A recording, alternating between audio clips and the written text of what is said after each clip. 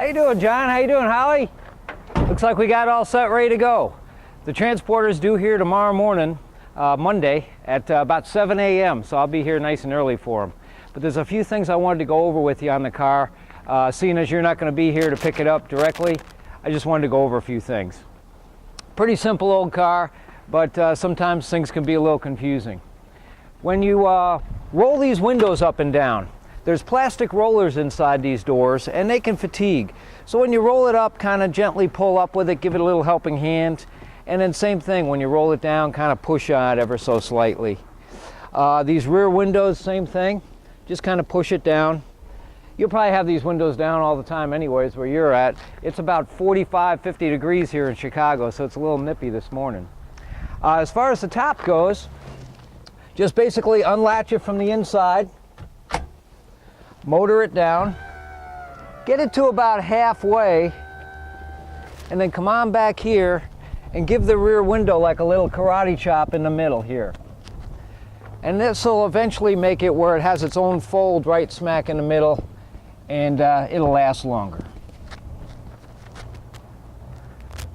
And just basically put the top all the way down from there. The convertible top boot snaps along the outer edge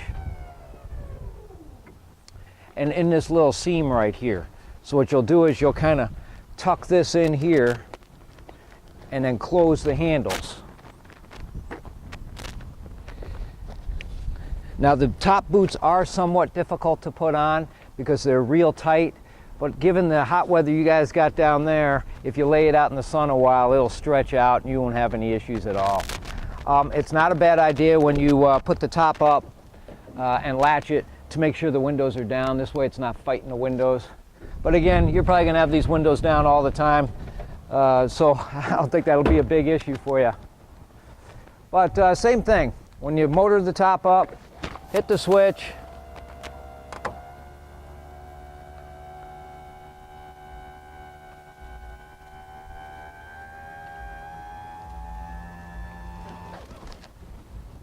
And kind of let go of it when it gets to about this area here.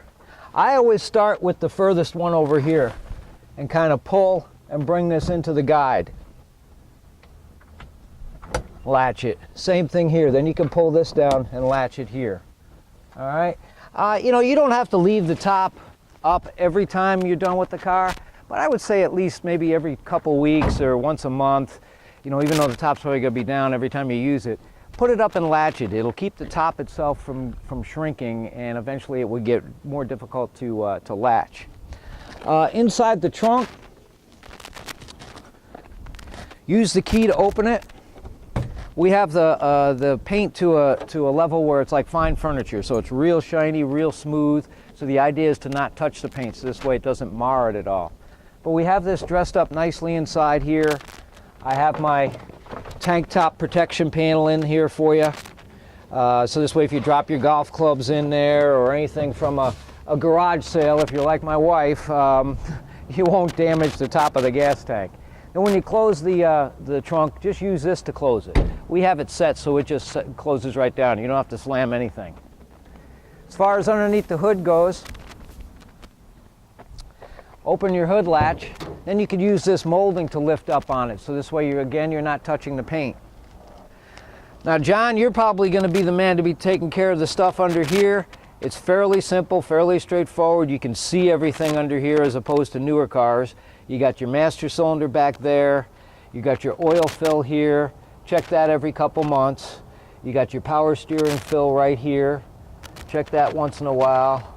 This is the old school air conditioning compressor, which has the new style 134 Freon in it. Your engine oil dipstick is right here, and your transmission dipstick is back here. Okay, all these little markings that you see on here, there's like red dots and these yellow markings, are all things that the factory did when it was new that we duplicated here to give it more of an authentic kind of a look. Certainly not something that's needed, but sure does make it look pretty cool. And then when you close the hood, just grab it by this little latch here, use the O and the F, and kind of just set it into place. You don't have to do anything more than that. Pretty simple stuff. As far as care of the paint goes, when you wash it, use some lukewarm, clean water with a couple capfuls of Downy fabric softener in there. You're probably not going to get tremendously dirty where you need a bunch of soapy stuff. So if you do that with a nice clean sponge, you'll be fine. When you wax it, if you decide to wax it in a motion that's more like this as opposed to this rotating thing. Your hand can't duplicate a buffer, and all it's going to do is just put little scratches in it. So if you go like this, it'll be less likely to scratch it and it'll look better. Stay away from the chrome when you're waxing. You're not going to get it any shinier over there, but you will build up wax in those spaces if you put wax there. So just stay away from there and you'll be fine.